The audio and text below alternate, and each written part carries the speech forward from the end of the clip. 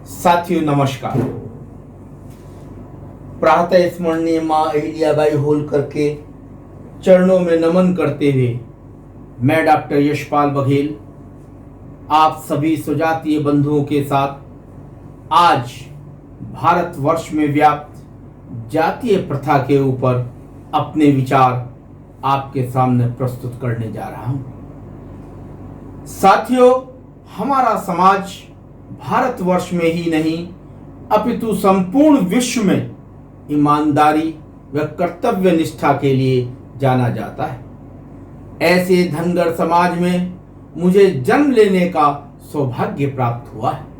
मेरा समाज, जिसे साधारण भारतीय लोग गडरिया समाज कहते हैं और विश्व के अन्य देशों में यह समाज शेफर्ड के नाम से जाना जाता है, जिसका पेशा भेड़ बकरी पालन करना, कंबल बनाना इत्यादि मुख्यतः रहा है। और भेड़ बकरियों के डेरे लेकर हम इधर से उधर भ्रमण करते रहते हैं। जाति हमारी धनगर है, लेकिन पेशा हमारा गडरिया है।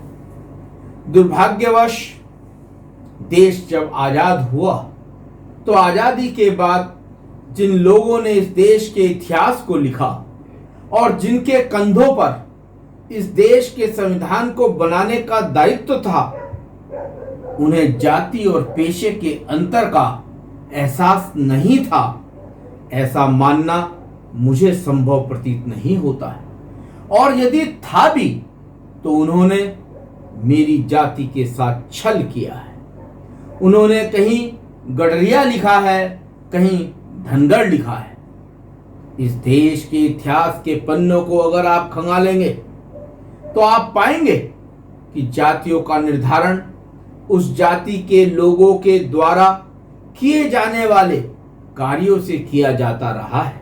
अर्थात अगर लोहे का काम कोई व्यक्ति कर रहा है तो वह लोहार हुआ, लकड़ी का काम कर रहा है तो बढ़ई हुआ, और सोने चांदी का काम कर रहा है तो सुनार हुआ। तो सोचने वाली बात है कि भेड़ बकरी चराने वाले समाज को दो नाम किस साजिश के तहत दिए गए। भेड़ बकरी चराने वाले समाज के व्यक्तियों को एक ओर गडरिया समाज कहा गया तो दूसरी ओर धनगर समाज कहा गया।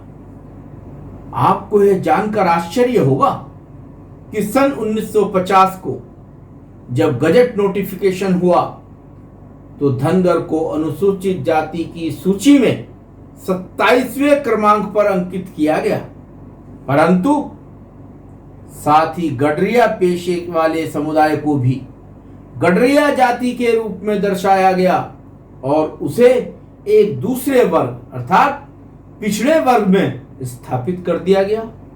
वास्तव में तो मेरी धनगर जाति के लोगों के साथ अन्याय का अध्याय यहीं से प्रारंभ हुआ है।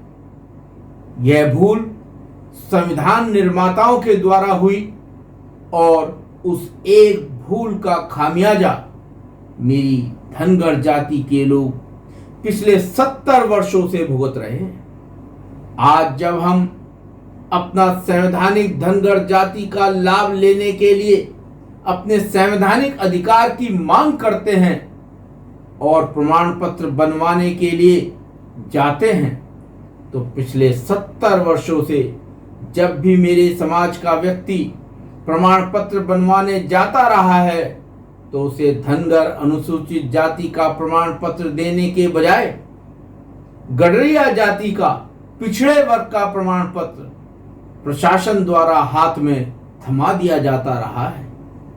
और पिछले 70 वर्षों में यह समाज धनगर के नाम पर न जाना जाकर गडरिया जाति के नाम से जाना जाता रहा है।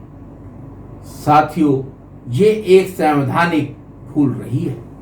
आज इस विषय पर मैं अपनी वाणी को यहीं इस आशय के साथ विराम देना चाहता हूं कि आप इस विषय पर अपने विचार व्हाट्सएप ग्रुप पर प्रेषित करेंगे और आपके और मेरे विचार मिलकर एक नई विचारधारा बनाएंगे जो मेरे समाज के लिए पथ प्रदर्शक का काम करेगी। जय हिंद। मां अहिल्याबाई होलकर अमर रहे। धनगर समाज